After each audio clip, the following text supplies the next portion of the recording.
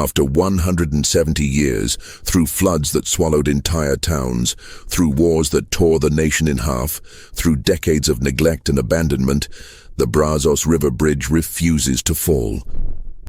Engineers who examine it today speak in hushed tones about its construction, the precision of its stone arches, the mathematical perfection of its load distribution, the ingenious water management system that channels floodwaters away from its foundations. They call it a marvel of 19th century engineering. They write papers about its anonymous builder. But the bridge wasn't always anonymous. In 1849, when it opened to great celebration in Robertson County, Texas, the newspapers credited its construction to Colonel Edmund Pierce, a wealthy plantation owner with no engineering training whatsoever. Pierce accepted the accolades with characteristic confidence. He shook hands with the governor. He gave speeches about American ingenuity and manifest destiny. He collected the substantial payment from the state legislature. He never once mentioned the man who actually designed it. That man's name was written in the plantation ledgers as property. His value was listed at $200, less than the cost of 3 good horses. His sleeping quarters measured 6 feet by 8 feet. His meals consisted of cornmeal, salt pork, and whatever vegetables he could grow in the small plot behind the quarters. His hands bore the calluses of 20 years of forced labor, but his mind held secrets that would take another century to fully understand. This is the story of how genius can be buried, how history can be erased, and how the very foundations of American infrastructure rest on truths that were deliberately hidden. This is the story of Isaac Brown, and of the terrible price he paid for possessing knowledge that others could only steal. Before we continue with the story of Isaac Brown and the bridge that should have made him famous, I need you to do something. If you're interested in hearing more untold stories like this, stories that history tried to erase, subscribe to this channel and hit that notification bell. And I want to know, where are you listening from? Drop your state or city in the comments. Let's see how far these forgotten histories can reach. To understand what happened to Isaac Brown, we need to understand the world he was born into. A world where a man could be both indispensable and invisible. Texas in the 1840s existed in a state of violent transformation.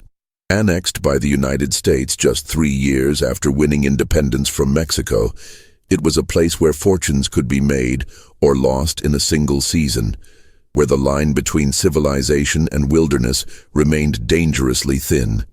Robertson County, situated in the fertile bottomlands between the Brazos and Trinity Rivers, represented everything that wealthy southern planters dreamed of: rich soil, abundant water, and enough distance from established society that questions about property acquisition and labor practices could be politely ignored.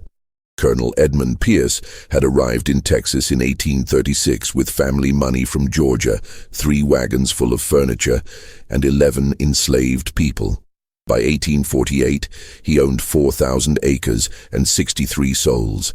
He grew cotton primarily, but his real wealth came from something more unusual: contracts. The Republic of Texas, and later the state, desperately needed infrastructure.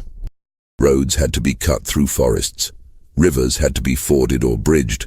Towns needed wells, drainage systems, foundations for public buildings. Pierce had a talent for securing these contracts through a combination of family connections, strategic donations to political campaigns, and an impressive ability to submit winning bids that somehow always came in just under the competition. What made Pierce's success particularly remarkable was that he had no background in engineering or construction. His education consisted of 2 years at a mediocre college in Savannah, where he'd studied literature and philosophy before dropping out to manage his family's holdings. He couldn't read architectural plans. He barely understood basic mathematics beyond simple accounting. Yet projects bearing his name were completed with unusual speed and exceptional quality. Roads that should have washed out in the first heavy rain lasted for years. Buildings rose with perfect level and plumb, and the structures were always delivered ahead of schedule, allowing Pierce to move on to the next lucrative contract. The secret to Pierce's success lived in the smallest cabin on his property, a structure set slightly apart from the other slave quarters. It measured just 8 feet by 10 feet, with a dirt floor, no windows, and a door that locked from the outside. Inside that cabin, by the light of tallow candles that Isaac Brown had to make himself, some of the finest engineering work in Texas was being produced. Isaac Brown had been born in 1808 on a tobacco plantation in Virginia. His mother, whose name was recorded only as Ruth in the plantation records, had been a house slave who could read, an illegal skill she'd learned from the plantation owner's daughter, who'd taught Ruth in secret during their childhood friendship. When that daughter married and moved north, becoming an abolitionist in the process, she tried to purchase Ruth's freedom. The plantation owner refused. Ruth passed her literacy to Isaac in whispered lessons after the day's work was done. But she gave him something else too, a hunger to understand how things worked. Why did some buildings stand for generations while others collapsed in storms? Why did certain bridges wash away while others held firm? Why did water flow where it did, and how could you control it? When Isaac was 16, his owner sold him to a railroad company to help clear land for track. The experience changed his life. For 2 years he worked alongside Irish and German immigrants who'd been hired as engineers and surveyors. Unlike the plantation, where slaves were forbidden from learning anything beyond their assigned tasks, the railroad camp operated under different rules. They needed workers who could understand instructions, read measurements, follow plans. Isaac absorbed everything. He watched the surveyors plot grades with their transits and chains. He observed how engineers calculated loads and stresses. He studied the way experienced builders read the land, understanding where water would collect, where soil would shift, where foundations needed to be reinforced. He asked questions when he could, listened intently when he couldn't, and spent his few free hours sketching diagrams in the dirt with sticks, working through problems in his head. The railroad engineer, a German immigrant named Heinrich Weber, noticed Isaac's aptitude. Weber was an idealistic man, troubled by slavery but practical enough to know he couldn't change the system alone. What he could do was teach. Over those 2 years, Weber gave Isaac something precious, the foundational knowledge of engineering. He loaned Isaac books, explaining that if anyone asked, Isaac was just carrying them. He showed Isaac how to calculate using logarithmic tables. He taught him about materials, the properties of different stones, the behavior of wood under various conditions, the crucial importance of proper drainage. The best engineers, Weber told Isaac one evening as they reviewed plans for a trestle bridge, they don't just build for today, they build for 100 years from now. They think about every force, every stress, every way nature will try to reclaim what you've made, and they build something that says, no, this will stand. Those words would echo in Isaac's mind for the rest of his life. In 1826, the railroad company sold Isaac to settle debts. He was purchased by a cotton broker in New Orleans, who used him primarily as a teamster and general laborer. It was degrading work for someone with Isaac's knowledge, but he endured it with quiet determination. In New Orleans, he encountered something he'd never seen before: free black engineers and craftsmen. The city's complex legal history, with its French and Spanish influences, had created space for a small community of skilled black professionals. Isaac met them in church, in markets, in brief conversations that had to remain careful and vague. They shared knowledge when they could, books passed in wrapped packages, mathematical problems worked out on scraps of paper, whispered discussions of the latest developments in bridge construction and foundation engineering. Isaac learned about the work of Jean-Baptiste Leblanc, a free black engineer who designed levees that still protected parts of the city. He studied drawings of bridge systems from France and England, trying to understand why certain designs succeeded while others failed. For 6 years, Isaac lived in that strange liminal space, enslaved but educated, powerless but brilliant. He began developing his own theories about engineering, particularly focused on the challenges of building in flood-prone areas. The Mississippi River, with its seasonal violence and unpredictable behavior, taught him lessons that no book could provide. He learned to read water the way other men read newspapers, understanding its moods and intentions, predicting where it would go and what it would destroy. Then, in 1832, the cotton broker who owned Isaac lost everything in a bad speculation. Isaac was sold again, this time to a slave trader who marched a coffle of 32 people west toward Texas. It took 40 days to reach Robertson County, where Colonel Edmund Pierce was looking to expand his labor force. Pierce paid $800 for Isaac. In his ledger he noted, "Negro male, age 24, good health, literate, useful for record-keeping, some mechanical aptitude." It was the understatement of the century. For the first 2 years on Pierce's plantation, Isaac worked in the fields. It was brutal, mindless labor that wasted his abilities, but Pierce hadn't purchased him for his engineering knowledge. Pierce didn't even know Isaac possessed such knowledge. To Pierce, Isaac was just another strong back, another unit of labor to be deployed as needed. The change came in the spring of 1835, when Pierce won his first state contract to build a road connecting the county seat to a neighboring settlement 15 miles away. It was a modest project, but the payment was substantial, and Pierce saw it as an opportunity to establish himself as a contractor. There was just one problem. Pierce had no idea how to build a road. His initial plan was simple: hire an engineer from Houston, have that engineer create the plans and oversee construction, and pay him a percentage of the contract value. But when Pierce contacted several engineering firms, their quotes shocked him. The engineer's fees alone would consume nearly half his profit. Pierce began asking around the county for cheaper alternatives. Someone mentioned that his slave Isaac could read and write and had once worked on a railroad. Perhaps Isaac could assist with record-keeping for the project? That conversation changed both their lives. Pierce summoned Isaac to the main house. The first time Isaac had been inside it. The colonel explained the project, showing Isaac the crude map he'd drawn of the proposed route. "I need someone who can keep track of materials, maintain records of work completed, that sort of thing," Pierce said. "The foreman tells me you can read. Is that true?" "Yes, sir," Isaac replied carefully. "Good. I'm going to save myself some money on engineering fees. I'll handle the technical aspects myself." Pierce gestured at a stack of surveying equipment and engineering manuals he'd purchased. "These books explain everything. It can't be that complicated, but I'll need help with the documentation. Can you handle that?" Isaac looked at the books. Volumes he would have sacrificed almost anything to access. He looked at the surveying equipment, the measuring chains, the levels. He looked at Pierce, whose ignorance was so profound he didn't even know what questions to ask. "Yes, sir," Isaac said. "I can handle that." Over the following weeks, a pattern emerged.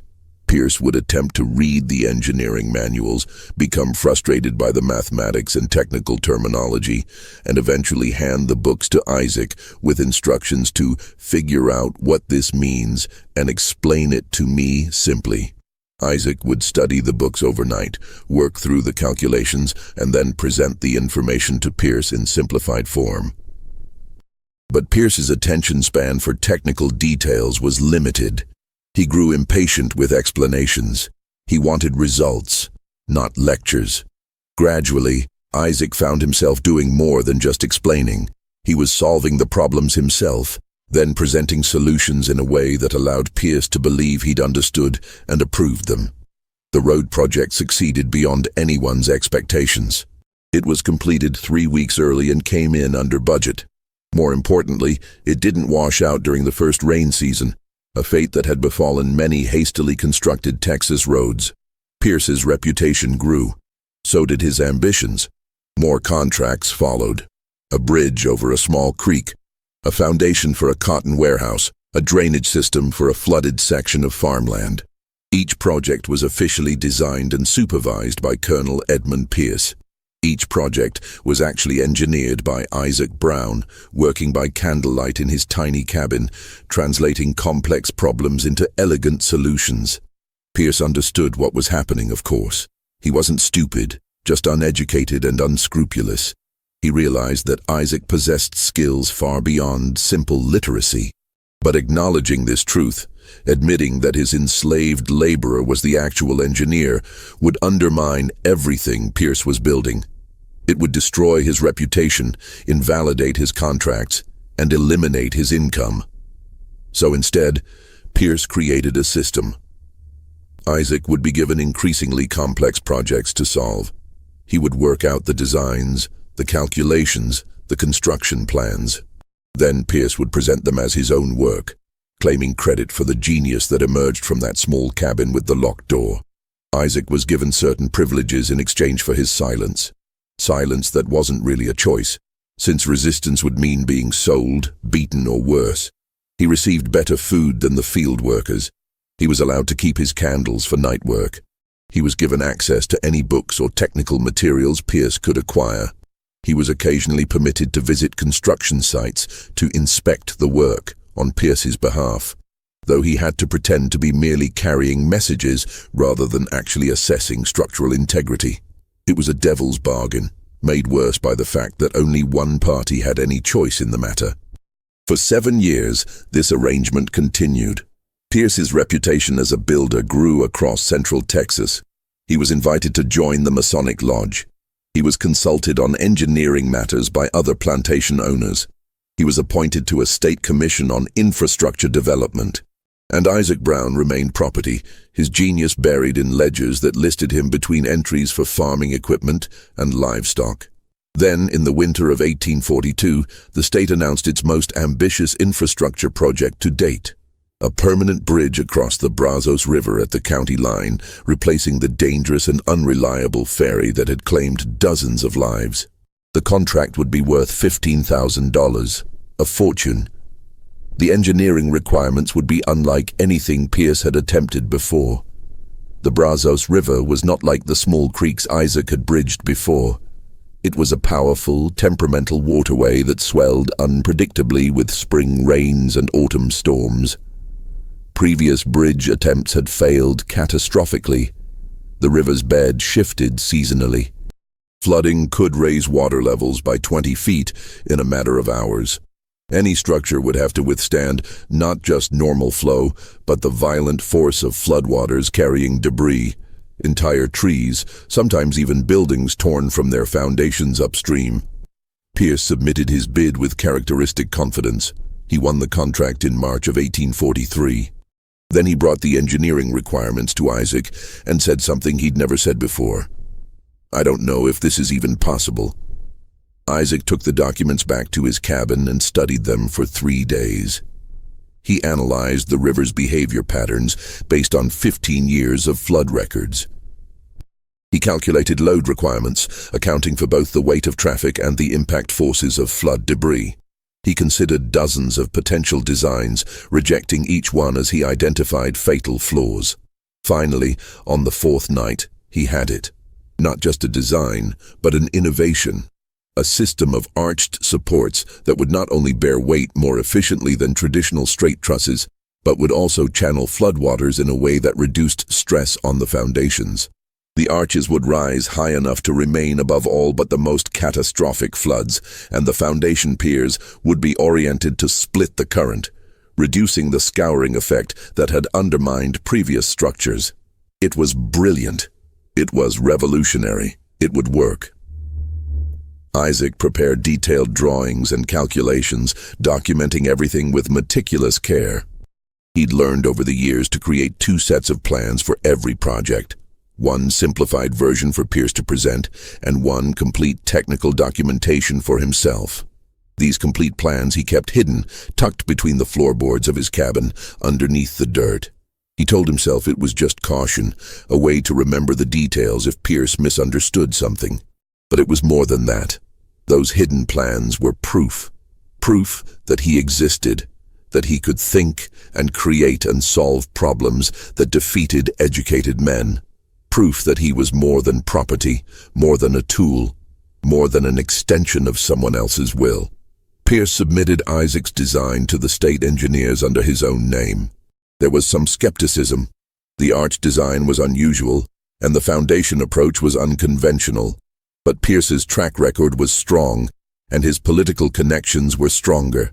The state approved the design and released the first payment, Construction began in April of 1843. It would take 6 years to complete. During those 6 years, Isaac Brown lived in a state of constant tension between creation and erasure. Each day brought the satisfaction of seeing his design take physical form. Stone carefully shaped and placed, calculations transformed into solid structure, theories tested against the unforgiving reality of physics and weather. Each day also brought the humiliation of watching other men take credit for his work, of being introduced to visiting officials as the Colonel's assistant, or sometimes just Pierce's boy Isaac. The construction site became Isaac's world. Pierce, understanding that the project required genuine expertise, gave Isaac unprecedented freedom to supervise the work directly. Of course, this had to be disguised. Officially, Pierce was the chief engineer, visiting the site several times a week to inspect progress and give orders. In practice, Isaac was there every day, though his instructions had to be conveyed through intermediaries or disguised as suggestions that Pierce would then repeat as his own ideas. The workforce consisted of roughly 40 men, enslaved laborers borrowed from various plantations in exchange for shares of the contract payment, plus a dozen hired Irish and German immigrants who possessed skilled trades like stone masonry and ironwork. The arrangement created a strange dynamic. The white craftsman initially resented taking direction from an enslaved man, even indirect direction. But Isaac's competence was undeniable. When his solutions worked, when a foundation held firm where they'd expected it to fail, when his calculations proved exact, when his innovations solved problems that had stumped them, respect gradually replaced resentment. One of these craftsmen, a German stonemason named August Brenner, became as close to a friend as the circumstances allowed. Brenner was in his 50s, a widower who'd left Germany after the failed revolutions of the 1830s. He'd trained in cathedral construction and brought old-world knowledge of stoneworking that complemented Isaac's theoretical understanding. During lunch breaks, when Pierce wasn't present, Brenner and Isaac would discuss the work openly. Brenner would point out properties of different stones, which would hold up best against water erosion, which could be shaped more precisely, which were more likely to crack under thermal stress. Isaac would explain his calculations, walking Brenner through the mathematics that determined arch curves and pier dimensions. "This design," Brenner said one afternoon as they examined the first completed arch, "it is remarkable. The way the forces distribute, I have seen nothing like it, even in the old bridges in Bavaria. Where did the Colonel learn this?" Isaac didn't answer immediately. He knew the safe response. "The Colonel studies extensively, sir. He consults many books." But something in Brenner's question, a certain knowing tone, suggested the German already suspected the truth. "He must be a very gifted student," Brenner said carefully, "to surpass what most men learn in years of formal training."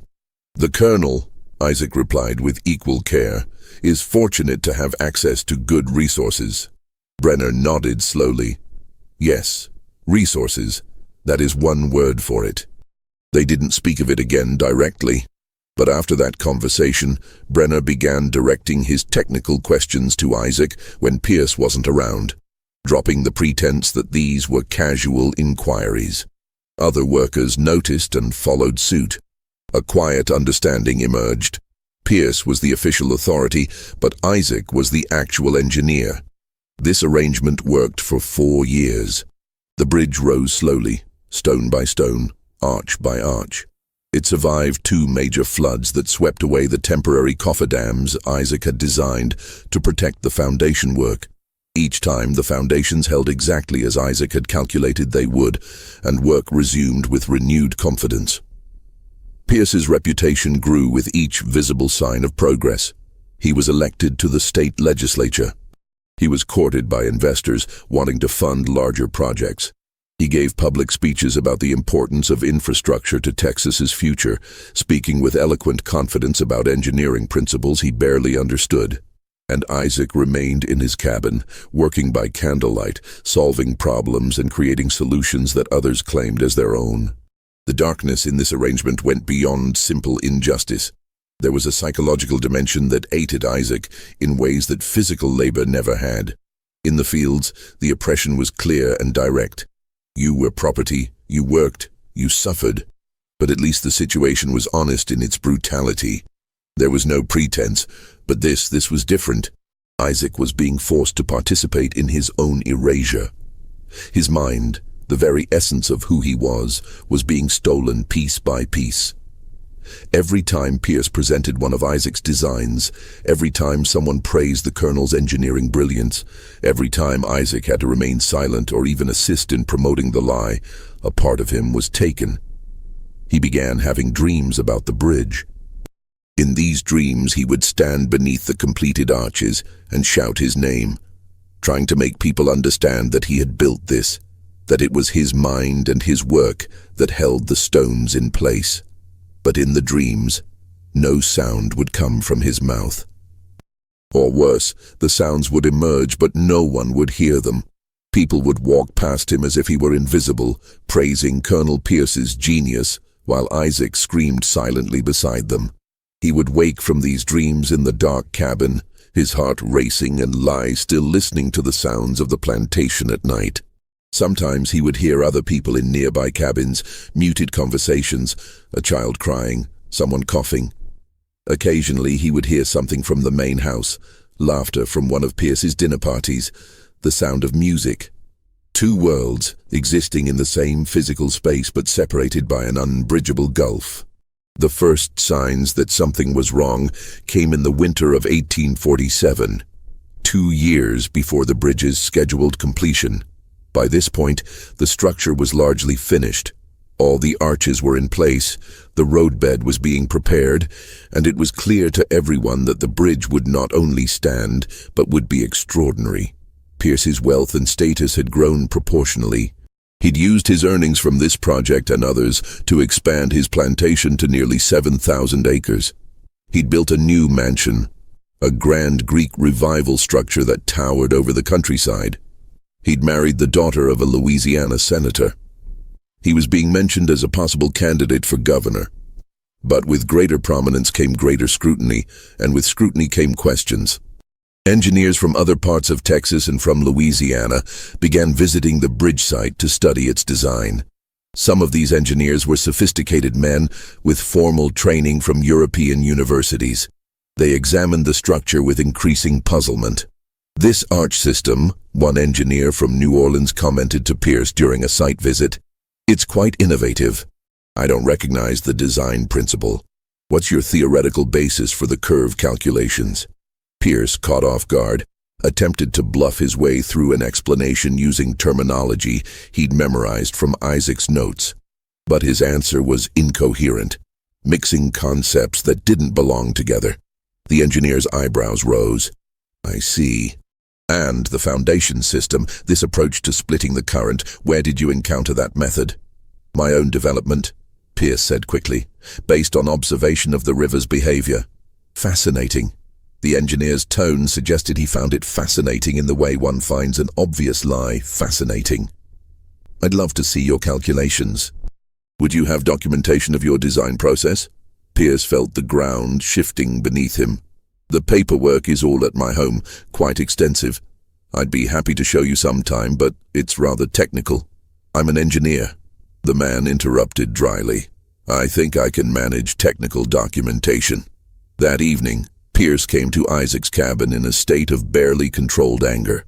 "These people are asking questions, detailed technical questions. I need complete documentation of every aspect of the design.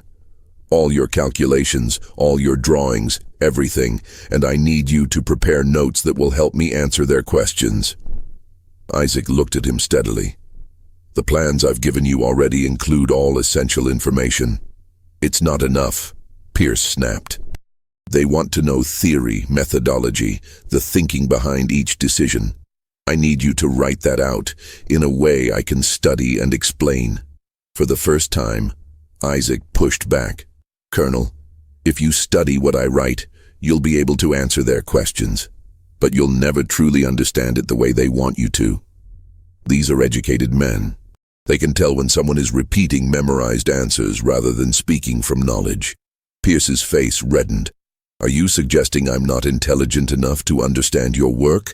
"I'm suggesting," Isaac said carefully, That understanding comes from years of study and practice. You haven't had those years.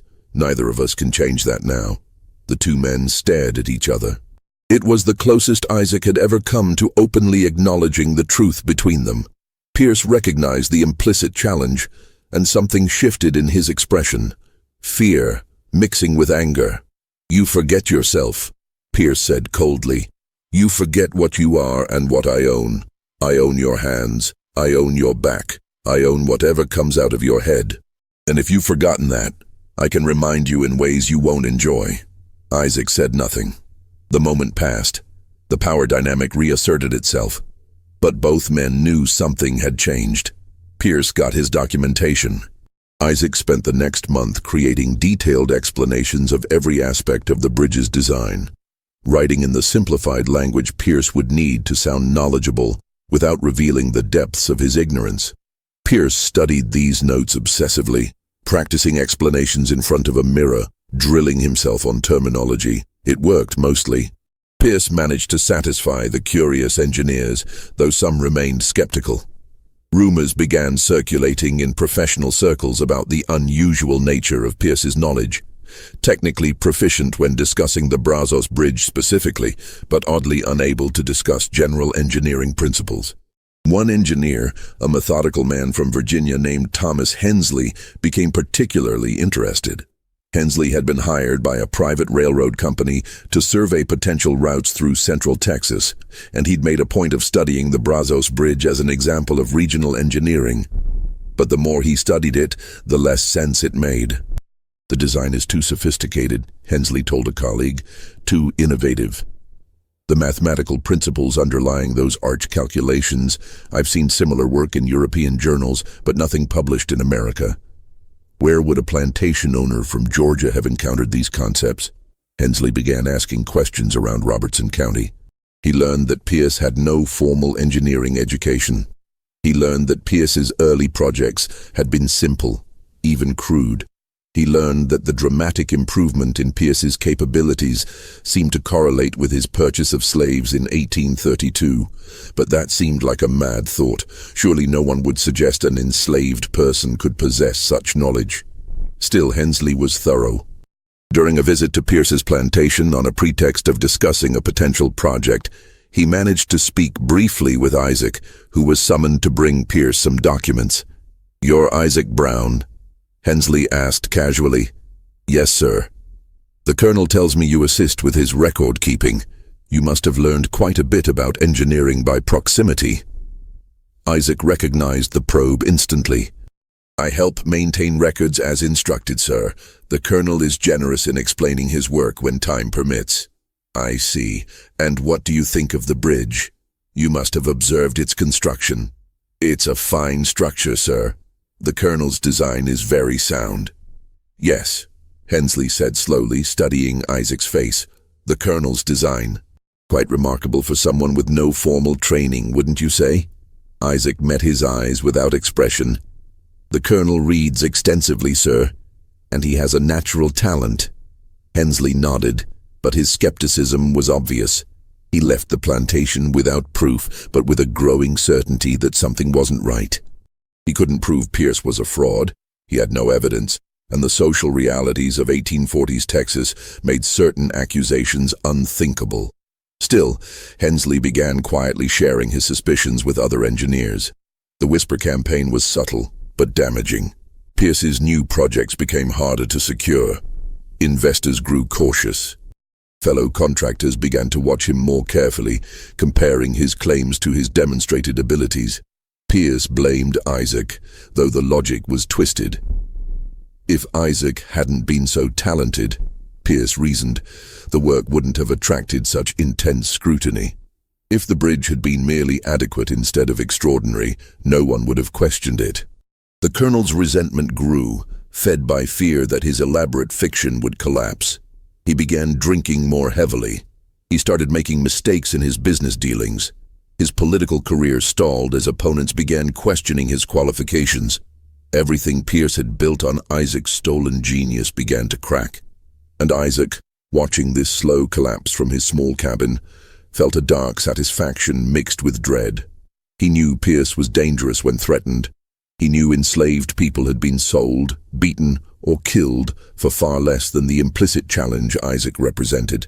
The question wasn't if Pierce would turn on him. The question was when and how brutal it would be. The break came in the spring of 1848, 1 year before the bridge's completion. By this point, the structure was functionally finished. Traffic could cross it safely. Only final details remained. Railings, approach road improvements, official inspections. Pierce had already received most of the contract payment. The state engineers had praised the work. Success seemed complete. But Pierce was falling apart. The whisper campaign about his credentials had intensified. A rival contractor, jealous of Pierce's success, had begun openly mocking him at political gatherings, asking pointed questions about engineering theory that Pierce couldn't answer. The state had announced its next major project, a bridge even larger than the Brazos crossing, and Pierce's bid had been rejected in favor of a competitor who possessed actual engineering credentials. Pierce's drinking became problematic. He missed business meetings. He became erratic and paranoid, convinced that enemies were plotting against him. His wife, discovering the extent of their financial problems, Pierce had spent lavishly based on expected future contracts that never materialized, left for Louisiana with their daughter. The plantation began to suffer from neglect. Fields went unplanted. Enslaved workers went hungry as Pierce failed to arrange adequate provisions. His overseer, disgusted by the chaos, quit.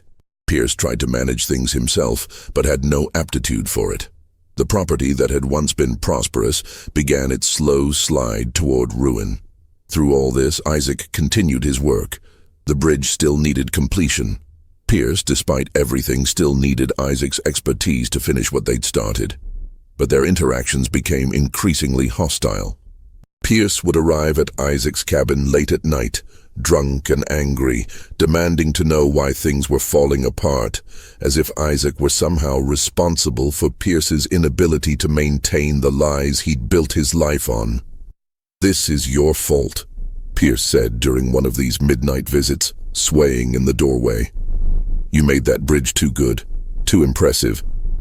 If you'd just done adequate work, no one would have questioned it. But you had to show off, didn't you? Had to demonstrate how clever you are."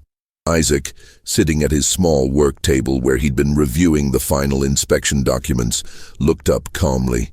"I built what you asked for. A bridge that would last. A bridge that would stand." "You built a trap," Pierce spat. "A trap for both of us. Because now they're asking questions I can't answer. And if they dig deep enough, they'll figure out the truth. And you know what happens then?" Isaac knew. If the truth emerged, if anyone proved that enslaved labor had provided not just the muscle but the mind behind Pierce's contracts, every project would be questioned. Payments might be clawed back. Pierce would be ruined and disgraced. But Isaac would be sold, probably to someone far worse than Pierce, and his knowledge would be wasted in fields or factories. They were locked together in a prison of Pierce's making, and both men knew it. "No one will prove anything," Isaac said quietly. "As long as the documentation says you designed the bridge, that's what history will record. All evidence supports your claim." "Except you," Pierce said. "You're the evidence. You're the one person who knows the truth." The implication hung in the air between them. Isaac felt his heartbeat accelerate, but he kept his expression neutral. "I'm property, sir. Property doesn't testify. Property doesn't speak except when spoken to. I'm no threat to you." Pierce studied him through alcohol-dulled eyes, trying to assess whether Isaac was offering reassurance or veiled defiance. Finally, he turned and stumbled away into the night, leaving Isaac alone with the documents and the terrible certainty that Pierce had begun considering permanent solutions to his problem. If you're getting chills listening to this, I need you to share this video with someone who appreciates dark historical mysteries. Hit that like button to support our work, uncovering these forgotten stories. And make sure you're subscribed so you never miss content like this. Because what happens next in Isaac Brown's story is darker than you might imagine. Let's continue. Over the following months, Isaac began to understand that his life was in danger. Pierce's paranoia was escalating, and Isaac had seen enough of the plantation's brutality to know what happened to people who became inconvenient. Isaac started taking precautions. He made additional copies of his complete bridge plans, hiding them in different locations, one set buried in an oilskin packet near the bridge site, another concealed in the wall of the workers' privy, a third given to August Brenner with instructions to keep them safe in case something happens. He didn't explain what that meant, but Brenner understood. "You are in danger," Brenner said when Isaac handed him the plans. It wasn't a question. "The bridge is almost complete," Isaac replied. "After that, the colonel won't need me anymore, and he cannot risk you speaking to anyone about how it was truly designed." Isaac nodded. Brenner studied him, clearly wrestling with something. "I could speak up," he said finally. "I could tell people what I have observed, that you are the actual engineer." "No." Isaac's response was immediate and firm. "That would only make things worse for both of us. Right now, there are only suspicions. If someone tried to prove it, the colonel would make sure there was no evidence. He would make sure I was gone before anyone could question me. So what will you do?" "Finish the bridge," Isaac said. "After that?" He trailed off, not knowing himself what came after. Run? Hide? Hope Pierce's fear would subside once the final inspections were complete and there were no more questions to answer? The final inspections were scheduled for June of 1849. State engineers would examine every aspect of the structure, test its load capacity, and issue their official certification. After that, Pierce would receive his final payment, $3,000, enough to temporarily solve his financial problems, and the project would be complete. As the inspection date approached, something unexpected happened. Thomas Hensley, the Virginia engineer who'd been skeptical of Pierce's credentials, was appointed as the lead inspector. Pierce received this news with visible horror. Hensley would examine the bridge with expert eyes. He would ask detailed questions. If Pierce stumbled in his explanations, if he revealed the shallow nature of his understanding, Hensley would include concerns in his official report. Pierce became frantic. He demanded that Isaac prepare even more extensive notes, coach him more thoroughly. They spent hours in Pierce's study, a strange reversal of the normal order, with an enslaved man trying to educate an owner who was too frightened to care about the social transgression. But teaching someone to fake deep expertise is impossible, especially when that person is drunk, desperate, and fundamentally incapable of understanding the material. Pierce couldn't learn in weeks what Isaac had spent years developing. His explanations sounded rehearsed because they were rehearsed. His knowledge was all surface with no depth. The night before the inspection, Pierce came to a terrible decision. He told Isaac there had been a change of plans. Isaac would not be present during the inspection. Instead, he was being sent to Houston with a load of cotton. The timing was suspicious, but Isaac had no choice. He was to leave at dawn. But Isaac had learned to read men as carefully as he read engineering texts. He saw something in Pierce's eyes that night, something beyond fear or anger, a calculation, a decision. Isaac didn't sleep. He lay in his cabin, listening to the night sounds, trying to decide what to do. Just before dawn, he heard footsteps, multiple people trying to move quietly. He recognized Pierce's voice, hushed and urgent, and another voice he didn't recognize. Isaac slipped out through a gap in the back wall of his cabin, a weakness in the construction he'd never mentioned to anyone. He moved silently through the pre-dawn darkness, hiding in the woods behind the slave quarters. From that position, he watched as Pierce and two men he didn't know, rough-looking men, probably hired from one of the river towns, entered his cabin. They emerged minutes later, clearly frustrated not to find him. Pierce's face was visible in the growing light, twisted with rage and fear. The three men stood talking in low voices. Isaac couldn't hear their words, but their intentions were clear enough. Pierce was planning to kill him, or have him killed, which amounted to the same thing. The hired men would probably claim Isaac had tried to run away and had to be stopped. Or maybe there would be an accident on the road to Houston. The details didn't matter. What mattered was that Pierce had decided the only way to protect his secret was to eliminate the one person who knew it. Isaac made his decision in that moment. He would run.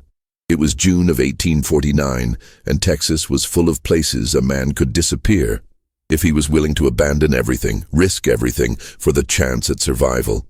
He had one advantage. He knew the land. Years of surveying and construction work had taught him every road, every river crossing, every isolated farm and settlement. He knew which communities had free black residents who might help. He knew which routes the slave patrols favored and which they avoided. He also had something else: knowledge. Engineering knowledge that would be valuable anywhere infrastructure was being built. If he could reach a free state or Mexico or even a sympathetic community in a remote part of Texas, his abilities might buy him protection or at least the chance to survive. Isaac moved carefully through the woods, putting distance between himself and the plantation. He had no food, no money, no supplies except the clothes he wore and the knowledge in his head. Behind him, he heard shouting as Pierce realized Isaac had fled. Within hours, the alarm would be raised. Patrols would be organized, bloodhounds might be brought in. But Isaac had one more thing in his favor: the bridge. He knew its construction better than anyone alive. He knew its hidden spaces, the gaps in the stonework where a man could hide, the approach areas where sight lines were blocked. If he could reach it before the patrols caught him, he might be able to shelter there long enough to plan his next move. It took him most of the day to reach the bridge, moving through terrain he'd surveyed years before. He arrived as the sun was setting, exhausted and terrified, but alive. The bridge stood before him, hundreds of tons of stone held together by his calculations, his understanding of forces and stresses, his genius that the world would never acknowledge. He climbed down into the structure's interior spaces, areas that existed between the decorative outer stones and the structural inner supports. Here, in the dark, hollow places of his own creation, Isaac Brown hid from the world that wanted to erase him. Isaac remained hidden in the bridge for 3 days. He had access to water from the river and could move through the structure's internal spaces to avoid detection. Patrols searched the area repeatedly, but they were looking for a man running, not a man hiding inside the very structure they stood on. From his hiding place, Isaac could hear fragments of conversation as searchers passed overhead. Pierce was offering a reward for Isaac's capture. The story being circulated was that Isaac had stolen items from the plantation and run away. There was no mention of the real reason for his flight. On the second day, Isaac heard something that chilled him. The state inspection was proceeding as scheduled, despite the unfortunate situation with the runaway. Pierce was going ahead with the final certification, gambling that his rehearsed explanations would be sufficient. From his hiding place inside the bridge, Isaac listened as Hensley and his team examined the structure. He heard them praising the workmanship, marveling at the precision, discussing the innovative design elements. He heard Pierce accepting their compliments with false modesty.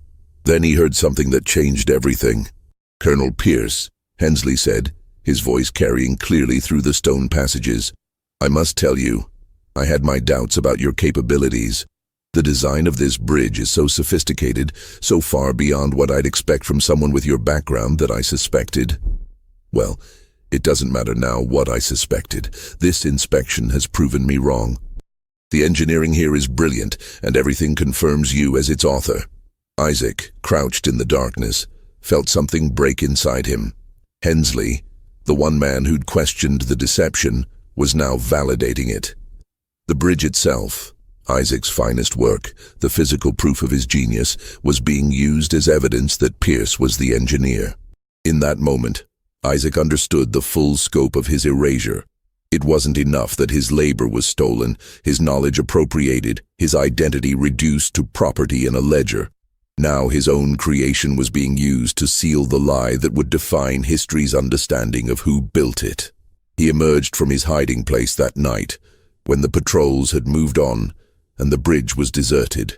He stood on the structure he'd designed, looking at the stonework that embodied years of his thought and calculation.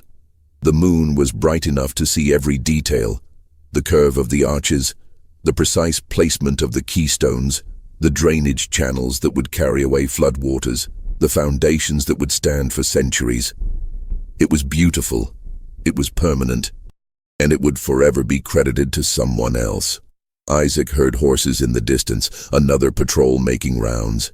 He had to move, had to decide what to do next. He could continue running, try to reach Mexico or a free state.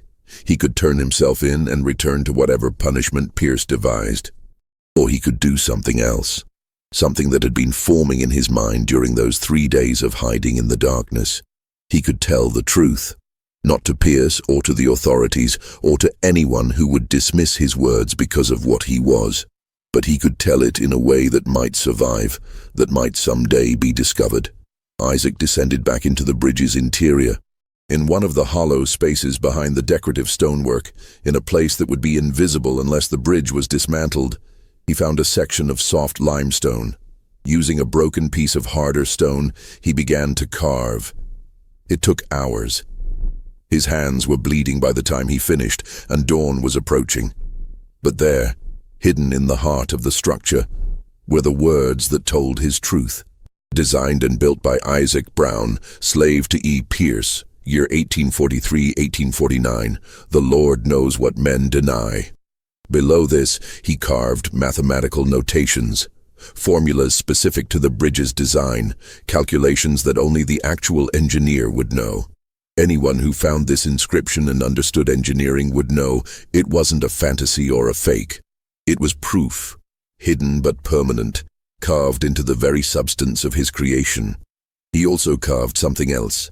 Full plans buried 40 paces due west of the north foundation, 3 feet deep. This was partly true. He had buried one set of plans there, but it was also an act of hope. If someone someday doubted Pierce's authorship, if someone investigated carefully enough to find the hidden inscription, they would have a way to verify the truth. Isaac climbed out of the bridge just as the sun was rising. He was exhausted, bleeding, and out of options. He could see a patrol riding toward the bridge from the east. There was no time to run, no place left to hide. He stood in the center of the bridge on the roadway he'd designed and waited. The patrol reached him within minutes. The lead rider was the Robertson County Sheriff, a man named Davies who knew Isaac by sight. "Isaac Brown," Davies said, "you've led us quite a chase. Colonel Pierce is very anxious to see you returned." "I'm sure he is," Isaac replied quietly. "Why'd you run?" "The colonel says you stole from him, but that doesn't seem like your character."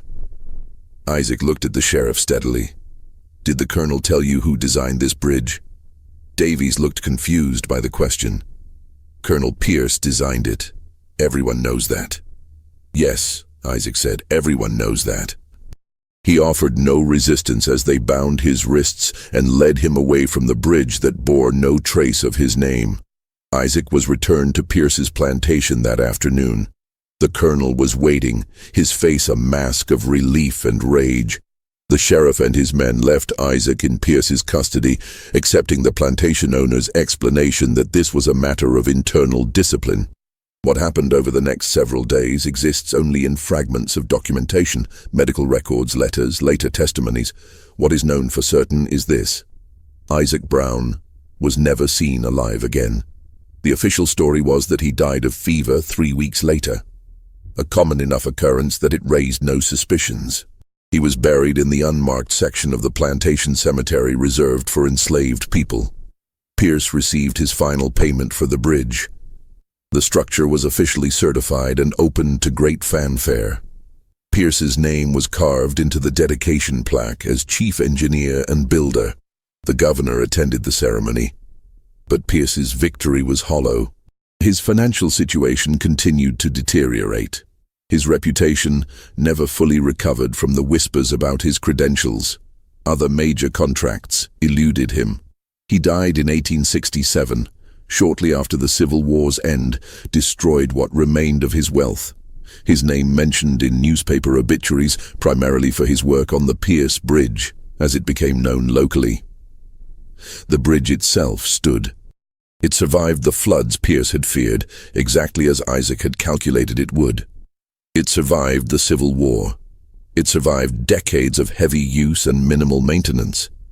It survived into the 20th century, when automobiles replaced wagons and modern engineers studied it with amazement. In 1923, a team of engineers examining the bridge in preparation for renovation work made an unusual discovery. While inspecting the interior support structure, they found carved text hidden in one of the hollow spaces. The inscription was weathered but legible. Designed and built by Isaac Brown, slave to E. Pierce, year 1843-1849. The Lord knows what men deny. Below this were mathematical formulas and a note about buried plans. A careful excavation, 40 paces due west of the North Foundation, 3 feet deep, uncovered an oilskin packet containing detailed engineering drawings and calculations.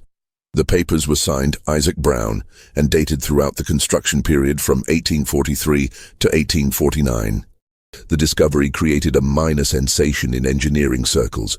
The sophistication of the drawings, the precision of the calculations, the clarity of the technical explanations, all of it confirmed that their author possessed genuine engineering genius. Comparisons with documented examples of Pierce's handwriting and technical knowledge made it clear that Pierce could not have produced these documents. Further investigation revealed the broader pattern. Pierce's documented engineering work before 1832, before he purchased Isaac, was crude and basic. His work between 1832 and 1849, while Isaac was his property, showed brilliant innovation. His work after 1849, after Isaac's death, returned to mediocrity before ceasing altogether. The evidence was overwhelming. Isaac Brown had been the engineer. Pierce had been a thief. But this revelation came 74 years too late to matter to the man who'd suffered the theft. Isaac Brown died without recognition, without freedom, without even a marked grave. His genius had been buried twice, once by the system that enslaved him, once by the man who exploited him. The bridge was eventually renamed the Brown-Pierce Bridge, in a belated gesture of recognition. A small historical marker was placed noting Isaac Brown's role in its design. But for more than 7 decades, everyone who crossed that structure believed they were traveling on the work of Colonel Edmund Pierce. They had no idea they were being supported by the genius of a man whose name had been deliberately erased from history. Today, engineers who study the bridge speak of Isaac Brown with reverence. His design innovations were decades ahead of their time. Elements of his water management system and arch support methodology have been found in later bridges designed by famous engineers. Men who likely saw the Brazos Bridge and learned from its techniques without ever knowing who actually created them. But what remains most remarkable about the bridge isn't its technical achievement, impressive as that is. What remains remarkable is what it represents. How genius can be stolen, how history can be fabricated, how a man can build something extraordinary and be erased from its story so completely that for nearly a century no one even thought to question the official narrative. Isaac Brown's bridge still stands, more than 170 years after its completion. It no longer carries traffic. It was closed to vehicles in 1957 and now exists as a historical structure. But it remains solid.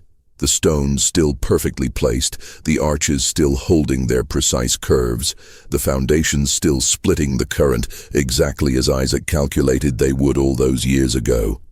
The bridge stands as both monument and gravestone, a testament to extraordinary achievement and to the terrible injustice that denied its creator recognition for his entire life.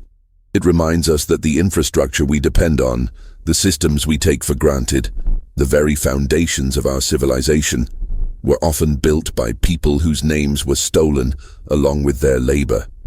Isaac Brown died in 1849, his genius buried with him. But what he built refused to die. It stands still, solid and permanent, waiting to tell its story to anyone willing to listen carefully enough to hear the truth hidden in its stones. This mystery reveals something profound about American history. How much of what we've built rests on contributions that were deliberately hidden. How many brilliant minds were silenced? How many stories were erased? What do you think about Isaac Brown's story? Do you believe justice was served, even 74 years late? Leave your thoughts in the comments below. If you found this forgotten history compelling, subscribe to this channel, hit that notification bell, and share this video with someone who appreciates the stories history tried to bury. Thank you for listening, and I'll see you in the next video.